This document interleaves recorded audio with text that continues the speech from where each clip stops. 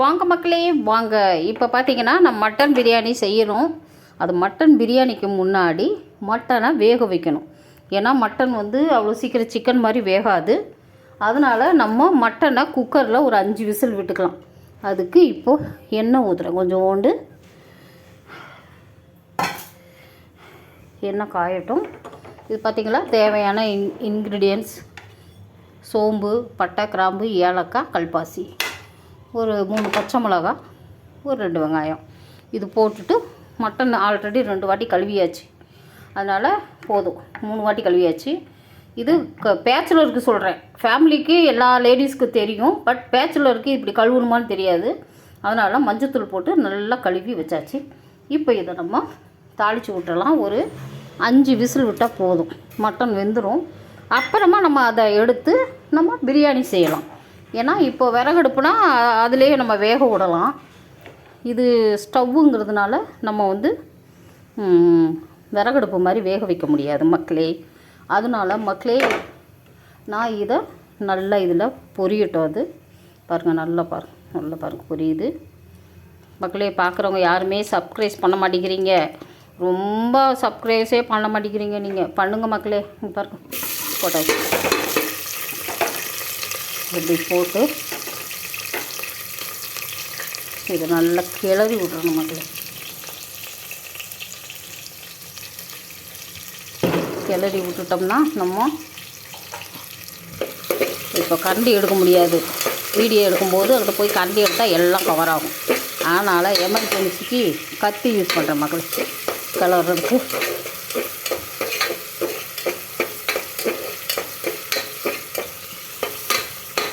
இது கொஞ்சம் ஃப்ரை ஆகட்டும், அப்புறமா நம்ம பார்க்கலாம்.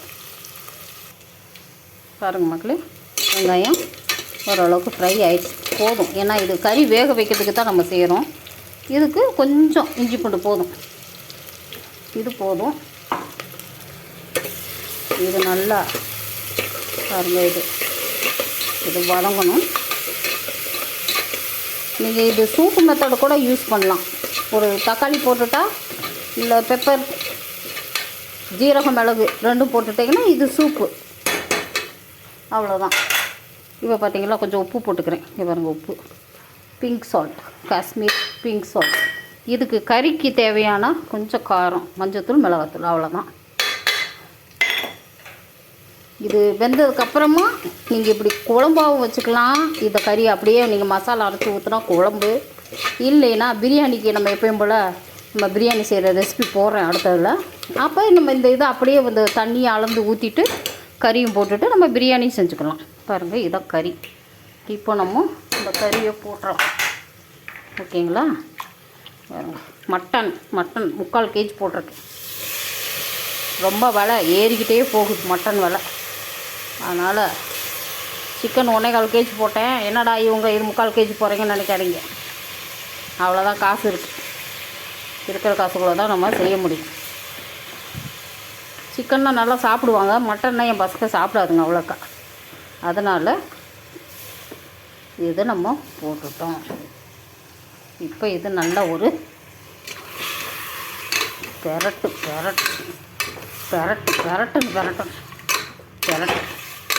இப்போ இதில் உப்பு போட்டாச்சு, மஞ்சத்தூள், வெங்காயம், பச்சை மிளகாய் எல்லாம் போட்டாச்சு.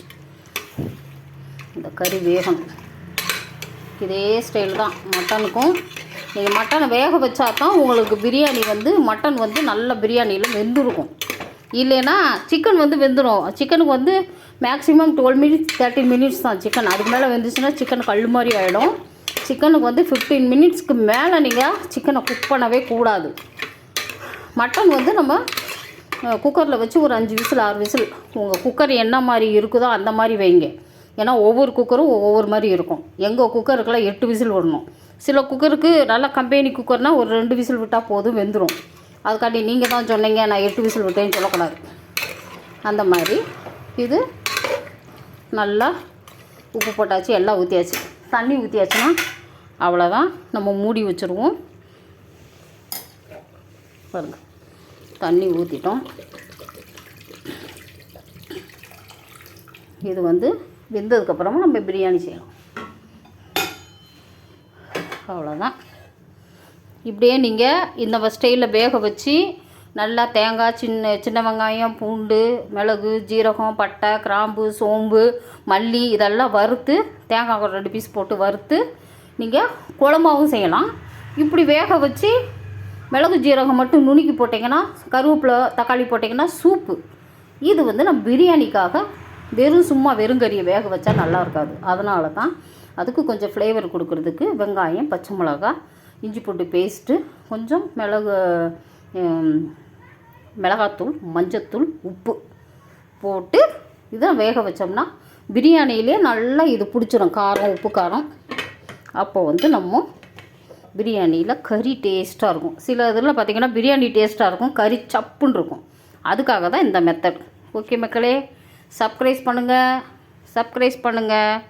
ப்ளீஸ் சப்ஸ்கிரைப் பண்ணுங்கள், லைக் பண்ணுங்கள், கமெண்ட் பண்ணுங்கள். அது நல்ல கமெண்ட்டாக இருந்தாலும் பரவாயில்ல, அதுக்காண்டி ரொம்ப கெட்ட கமெண்ட்லாம் பண்ணக்கூடாது. நல்ல கமெண்ட்டு, நல்ல ஹெல்த்தி கமெண்ட் பண்ணுங்கள். ஓகே, பாய் மக்களே.